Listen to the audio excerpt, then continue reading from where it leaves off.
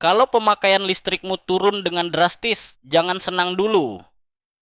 Hal itu bisa menjadi petunjuk awal bagi PLN untuk mencurigai kamu telah melakukan pencurian listrik. Itu yang dialami oleh teman saya. Sebut saja A. Biasanya AC di kamar anaknya selalu hidup. Namun semenjak anaknya mulai kuliah keluar kota, pemakaian listriknya menurun drastis. Mungkin itu yang menyebabkan PLN menugaskan pegawainya memeriksa secara fisik. Suatu siang, ada petugas dari PLN mendatangi rumah A dan meminta izin untuk memeriksa meteran karena sedang sibuk dengan pekerjaannya. A mempersilahkan petugas itu memeriksa sendiri. Dia tidak menanyakan identitas dan menanyakan surat tugasnya. Si A membiarkan petugas memeriksa tanpa pengawasan. Lalu tiba-tiba petugas memanggil A.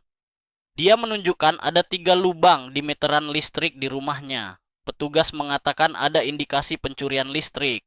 Petugas lalu mencopot meteran itu dan memasang meteran baru. Petugas juga membuat berita acara. Karena masih syok, A menandatangani berita acara. Petugas lalu pamitan. Beberapa hari kemudian, A dihubungi layanan pelanggan. Dia ditagih membayar denda lebih dari 40 juta dengan tuduhan pencurian listrik. Anehnya, mereka menolak menjelaskan dasar pengenaan denda itu. Tidak hanya itu, meteran listrik lain di rumah itu juga diblokir. Alasannya, supaya A tidak melakukan lepering, yaitu penyambungan listrik secara ilegal. Padahal meteran lainnya itu tidak bermasalah. A menolak untuk membayar denda karena dia tidak pernah melakukan pencurian listrik.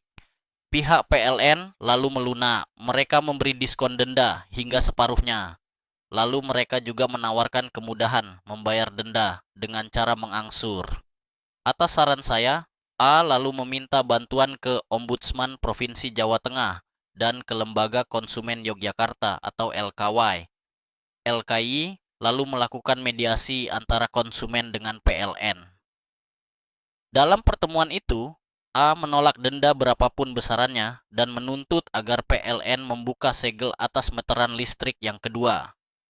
Dalam pertemuan itu, akhirnya disepakati 2 hal. 1. PLN membuka penyegelan meteran listrik yang kedua. 2. Menguji meteran listrik yang disengketakan pada laboratorium di metrologi. Setelah diperiksa di laboratorium, cukup dengan memeriksa bagian luar saja, sudah dapat disimpulkan bahwa tidak ada indikasi upaya pencurian listrik. Dengan demikian, tuduhan pencurian listrik lalu dibatalkan. Pelajaran yang bisa dipetik dari kasus ini adalah 1. Selalu periksa identitas orang yang akan memeriksa di rumah Anda. Tanyakan surat tugasnya. Kedua, awasi aktivitas orang lain di rumah Anda. 3. Kalau Anda merasa tidak bersalah, jangan menyerah. Minta bantuan lembaga lain yang kompeten. 4. Jangan pernah mengutak-atik meteran listrik dengan alasan apapun. Oh ya, si A ini menggunakan listrik prabayar atau dengan membayar token. Jadi entah itu prabayar atau pasca bayar, jika tagihan listrikmu mengalami anomali atau di luar kebiasaan, maka bisa jadi petunjuk awal untuk pemeriksaan oleh PLN. Semoga informasi ini membantu.